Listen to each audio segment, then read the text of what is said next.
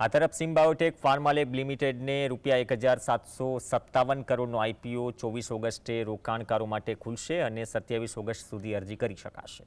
IPO માટે પ્રતિ share ₹929થી ₹988ની price band નક્કી થઈ છે, જેમાં 150 કરોડનો ફ્રેશ ઇસ્યુ અને 1,607 કરોડનો ઓએફએસ શામેલ છે. એન્કર રોકાણકારો માટે ઇસ્યુ 21 ઓગસ્ટે ખુલશે, જ્યારે એક લોટમાં 15 ઇક્વિટી શેર રાખવામાં આવ્યા. પાત્ર કર્મચારીઓને પ્રતિ શેર ₹90નું ડિસ્કાઉન્ટ અપાશે. શેર ફાળવણી 28 ઓગસ્ટે અને બીએસઈ એનએસઈ પર લિસ્ટિંગ 3 સપ્ટેમ્બરે થવાની શક્યતા.